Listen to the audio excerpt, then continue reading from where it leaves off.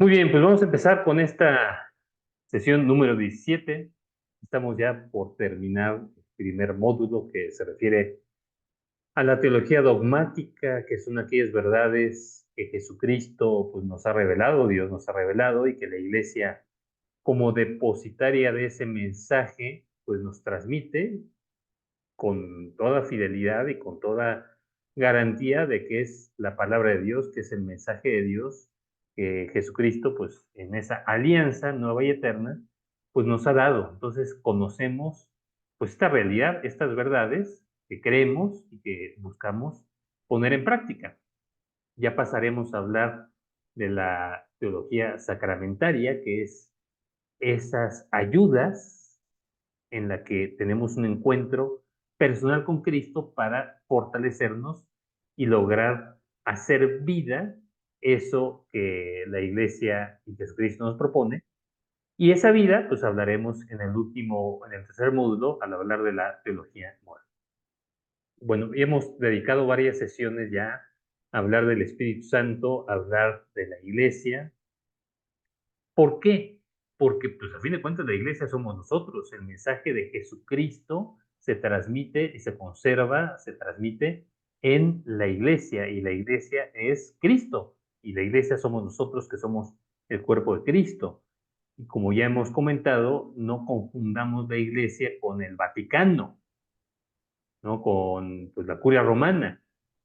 Pues sí, ese es un órgano muy importante que está al servicio de la iglesia, pero la iglesia no es eso, la iglesia somos nosotros, ¿no? La iglesia es pues esa comunidad de los hijos de Dios, de los fieles, de los seguidores de Jesucristo, que como familia pues buscamos en unidad con el Papa, con el Romano Pontífice, con los obispos que están unidos al Papa, el colegio apostólico, seguir las enseñanzas de Jesucristo que le transmitió a los apóstoles. Bueno, ahora vamos a hablar pues de la misión de la iglesia en el mundo, que es lo mismo que hablar de nuestra misión en el mundo, porque esa iglesia somos nosotros, cada uno de nosotros. Respecto a la historia de la iglesia, podemos decir que la iglesia y el mundo se relacionan estrechamente. La iglesia no es ajena al mundo, la iglesia está en el mundo, de hecho, lo santifica, lo vivifica. El mundo no es un espacio ajeno de Dios, de hecho, más bien es el espacio que Dios nos ha dado para que ahí nos encontremos con Él, junto con los demás seres humanos y de la mano, en diálogo, en comunión, vayamos avanzando en este camino de salvación, en este camino de felicidad.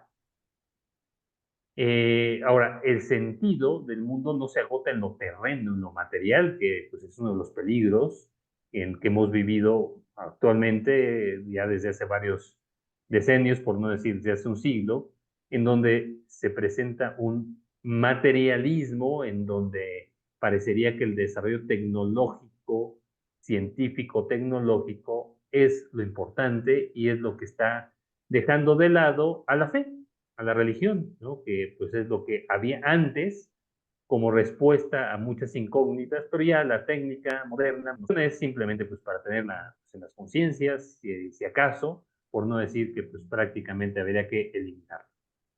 Pues no, el mundo está llamado a ese reino de Dios, está llamado a esa alianza con Dios, a ese encuentro con Cristo que se da sobre todo a través de nosotros, que somos esos seguidores. El mundo posee una autonomía respecto de la iglesia, vista como institución eclesiástica, como una institución, ¿no? A ver, pues el mundo tiene sus leyes, tiene sus reglas, ¿no? Y está claro ese mensaje de Jesús en donde dice, dar al César lo que es de César y a Dios lo que es de Dios. O sea, la iglesia no es como se pensaba en ciertos momentos, ¿no? Como la institución que debe dominar todas las realidades temporales para que se pueda instaurar el reino de Jesucristo. No, no es así. La iglesia, efectivamente, es esa alma, ese espíritu que vivifica el mundo, pero no con un poder temporal, sino con esa fuerza espiritual que irá permeando todo lo temporal. Pero, pues, nuevamente hay una autonomía, no debemos confundir la misión de la Iglesia con, pues, el gobierno, por ejemplo, con las leyes, políticas o económicas, no se pueden confundir esos planos.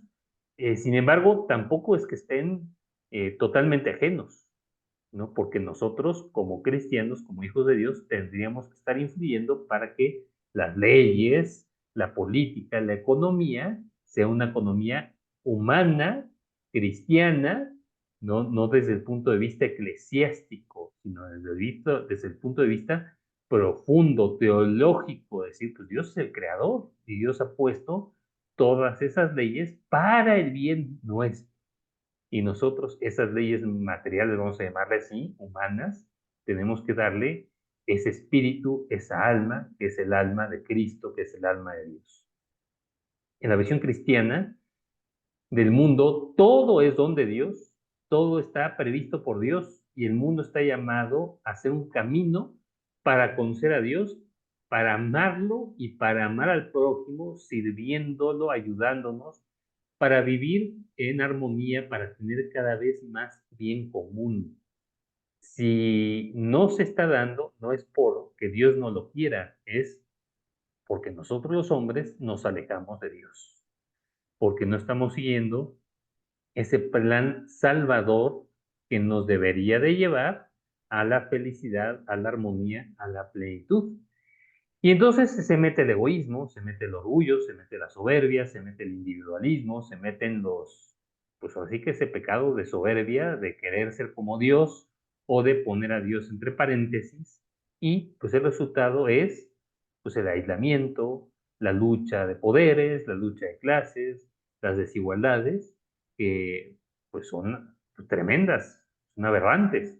Oye, cada uno somos distintos, sí, por supuesto, cada uno somos distintos, no podemos pretender un igualitarismo que sería injusto, pero tampoco puede haber esas enormes diferencias que son pues aberrantes y son pues totalmente excluyentes de muchas personas y ese no es el plan que Dios tiene. La iglesia sí nos recuerda que este mundo es temporal, este mundo pasa, aquí no encontramos lo definitivo, pero eso no significa que lo menospreciemos. Eso lo que significa es que este tiempo, este mundo es una ocasión, una preparación para la vida eterna.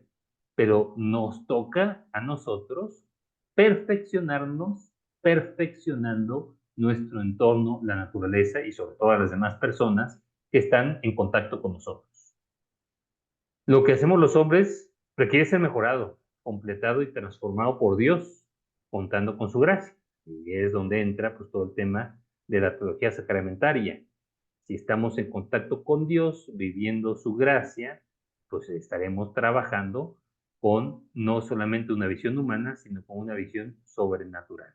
Y así vamos construyendo ese mundo nuevo que se dará al final de los tiempos, pero ya lo podemos ir construyendo nosotros desde ahora porque tenemos ese encargo de Dios. Estamos llamados a ser co-creadores con Dios, a perfeccionar la naturaleza. De hecho, es un mandato de Jesucristo, de Dios, trabajar, perfeccionar este mundo y también somos corredentores con Cristo.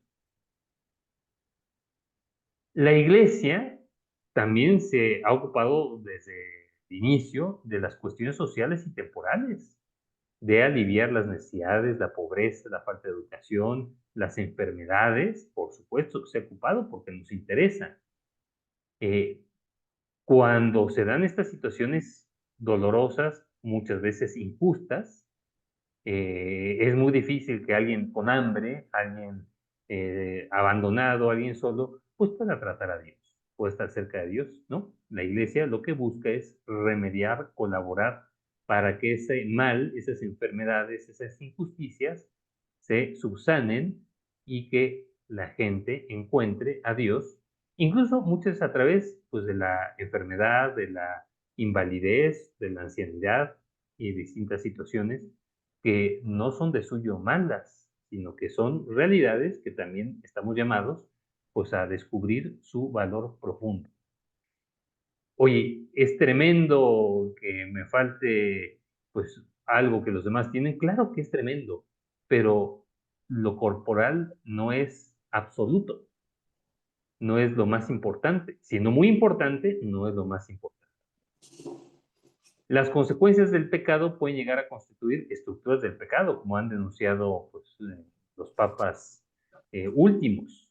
Y esto impide a la humanidad, a muchas personas, a muchos grupos, alcanzar la verdad, alcanzar el bien común, vivir en vida de gracia, estar amando a Dios y al prójimo. ¿Por qué? Pues porque están metidos en unas estructuras de pecado y de injusticia que dificultan enormemente ese encuentro con Dios en esta vida. La secularidad cristiana y la misión de la iglesia. La visión cristiana del mundo que la iglesia anuncia y enseña se llama secularidad cristiana. Estamos metidos en el mundo y el mundo no es malo, ¿no? El mundo, pues, es el lugar creado por Dios en donde, pues, estamos buscando esa, pues, santificación, esa plenitud del mensaje cristiano de la alianza con Dios. ¿A quién le toca? A toda la iglesia, por supuesto, al Papa, a los obispos, a los sacerdotes y a nosotros de una forma especial. Dice este documento, Christe Fideles Laici, los laicos, los fieles laicos en su misión en la iglesia del mundo. Todos los miembros de la iglesia son partícipes de su dimensión secular, pero de formas diversas. Nosotros podemos llegar a muchos lados, debemos llegar a muchos lados en donde los sacerdotes, pues no es su lugar, no deberían de estar, no les corresponde estar. La misión de la iglesia es única y la misma para todos los bautizados. Pues buscamos la gloria de Dios, que sea conocido, amado, y la salvación por medio del encuentro personal con Cristo, con esa alianza eterna, nueva que se ha dado con Jesucristo. Eso lo tenemos que hacer todos como bautizados. Todos los fieles cristianos, en virtud del bautismo, estamos capacitados para diversas tareas dentro de la misión evangelizadora de la iglesia. Estamos capacitados de inicio, pero hemos de prepararnos para ello, porque una persona que solamente recibe el bautismo, pero no ha recibido más formación, pues difícilmente transmitirá, pues, la profundidad del mensaje cristiano. Estas tareas se pueden distribuir en tres ámbitos. Primero, hacia dentro de la iglesia, o sea, la formación nuestra, la catequesis, la preparación para, pues, tener una formación apta para responder y transmitir este mensaje entre nosotros. Luego, hacia afuera, en relación con otras religiones, incluso con los no creyentes. Eso también requiere una preparación adecuada para lograrlo hacer. Y en el ámbito del ecumenismo, que se refiere específicamente a la relación con los cristianos no católicos, en orden a procurar la unidad. Se ha hecho mucho, se ha ido trabajando, pues, por mucho tiempo en esta unidad y queda mucho por hacer, aunque creo que ha habido grandes avances porque, pues, son muchas más las cosas que nos unen que las que nos separan, y hay que poner énfasis en las cosas que nos unen. Ahora, el auténtico ecumenismo y el auténtico apostolado con otras religiones no es rebajar el mensaje católico, el mensaje cristiano, es saberlo exponer adecuadamente en las distintas circunstancias, hacia dentro de la iglesia, hacia afuera con los no creyentes o contra religiones y con los demás cristianos. Y para eso, pues, hemos de prepararnos. Hay tareas eclesiales en las que puede participar cualquier bautizado.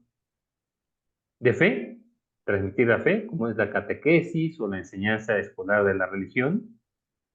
De culto, como es la participación, pues, en la liturgia, asistir a misa, estar, pues, eso, ayudando en distintas funciones, pero es una participación activa, no es simplemente estar como meros, pues, asistentes, ¿no? No, no, La misa, por ejemplo, que es pues, el acto litúrgico por excelencia, es una participación de todos, ¿no? Estamos viviendo la misa, no estamos asistiendo a misa, hemos de vivirla.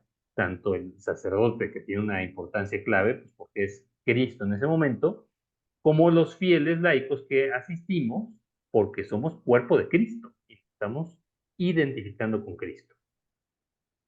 También está esta tarea de caridad, que es la atención a los más necesitados, ¿no? Caridad que no es simplemente una limosna, la caridad es transmitir el amor de Dios a todos.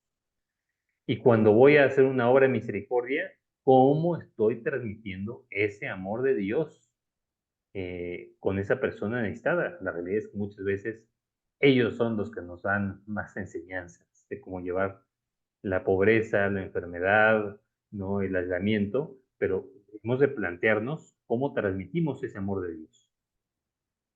Y en la vida de la iglesia, como es la participación en los consejos o sínodos para ayudar a la toma de decisiones pastorales, en la medida pues, en que se pueda convocar y pues cada vez va habiendo más participación de los laicos en estos aspectos de la iglesia. También están tareas para las que se esté profesionalmente capacitado en el ámbito económico, jurídico, de gobierno, etcétera, consejos parroquiales, consejos económicos de la diócesis, patronatos, etcétera. Eso también puede ser una gran ayuda y se necesita. Como laicos nos toca principalmente santificar el mundo desde dentro. La vocación del laico, la misión del laico se extiende a ser testigos de Cristo en todo momento, en medio de la actividad humana más impresionante, ¿no? La empresa, el trabajo, ¿no? La sociedad, la política, pues ahí tenemos que estar presentes, no podemos como que aconejarnos, aislarnos, al revés. Los cristianos, los católicos, debemos ser personas pues muy preparadas, muy comprometidas en donde demos una visión de fe, pues, a las situaciones más humanas, y no moralizando, lo estoy diciendo mal, no dogmatizando, sino entendiendo a fondo la situación humana y elevándola, pues, a ese plan divino de salvación. Pues eso, ¿quién mejor que nosotros lo puede hacer?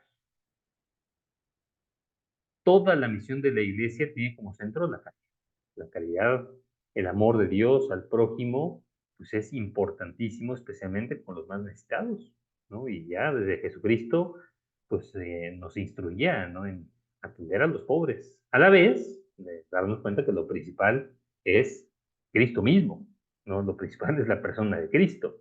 A los pobres siempre los tendremos, ¿no? A Cristo, pues hemos de, pues, entenderlo y valorarlo para poder atender a los demás.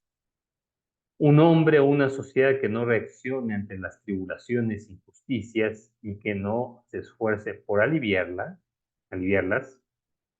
no son un hombre o una sociedad a la medida del amor del corazón de Cristo.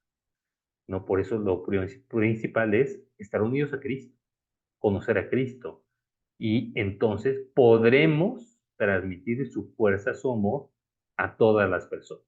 Oye, el Papa Francisco lo ha insistido con mucha claridad, la iglesia no es una ONG, no es un conjunto de servicios asistenciales, y lo hace muchísimo. La iglesia es la institución que más obras de beneficencia tiene en el mundo, que más obras educativas tiene en el mundo, ¿no? Y hace un bien enorme.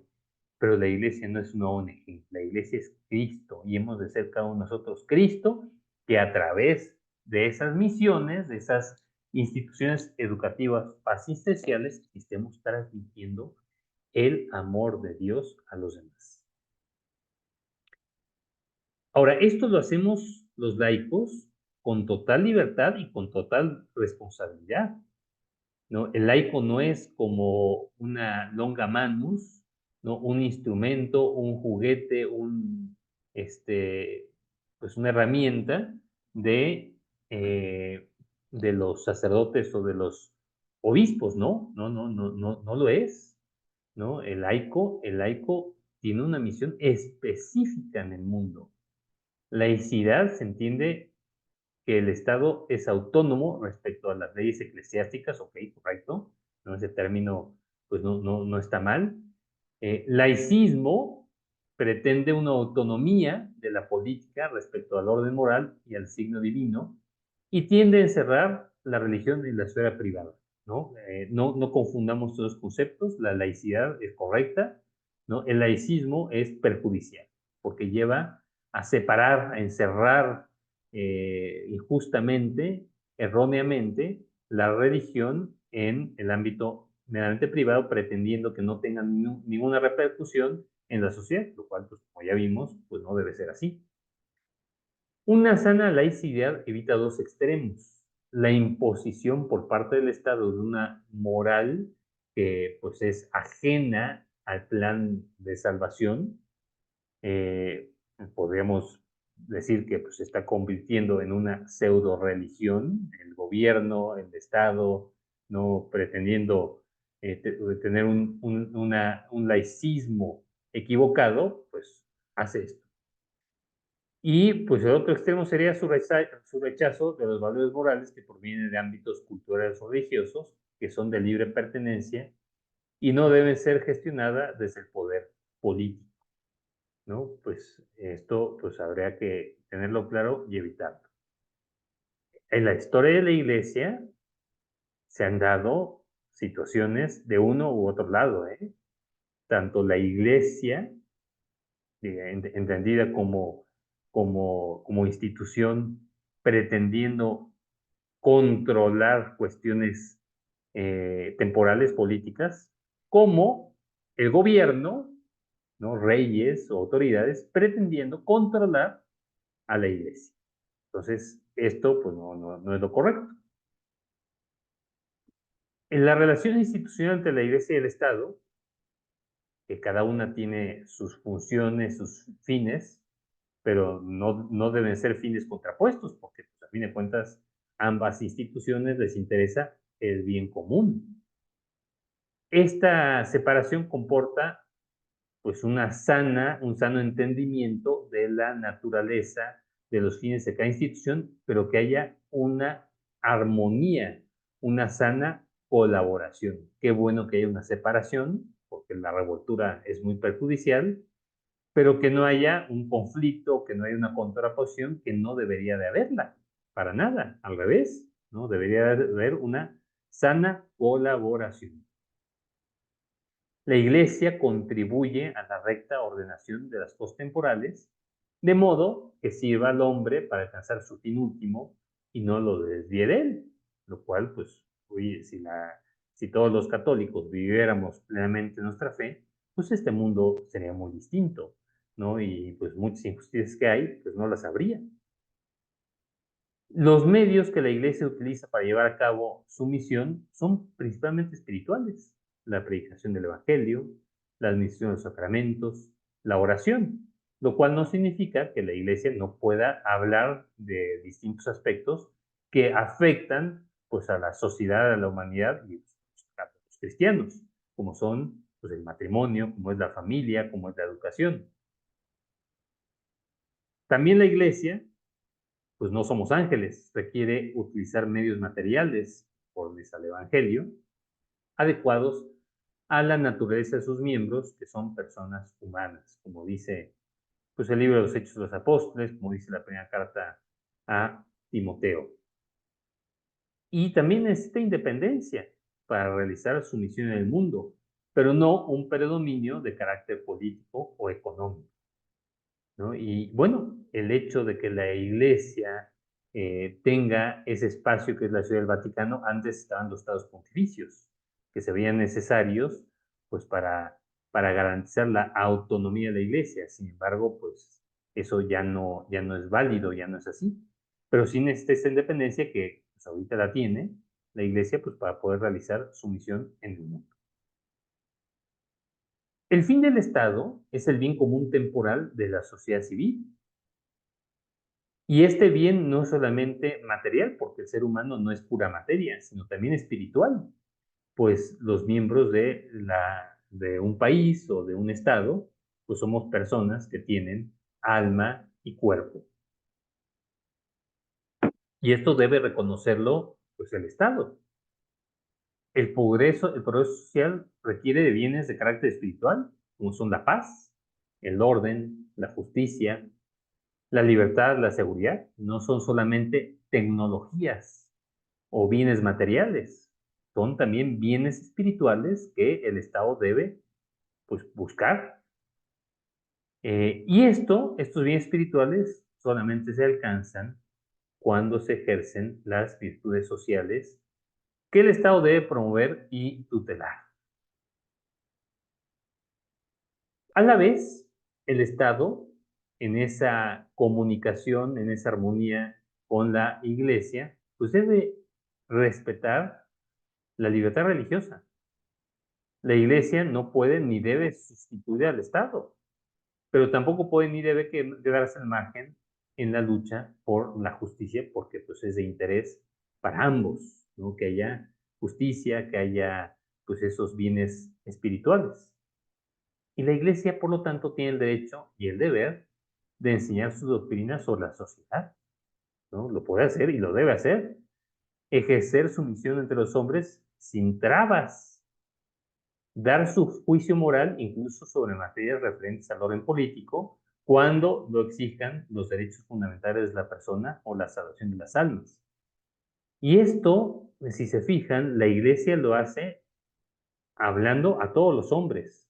Si la Iglesia solamente le hablara a los católicos, se quitaría de muchos problemas, pero la Iglesia tiene una misión universal.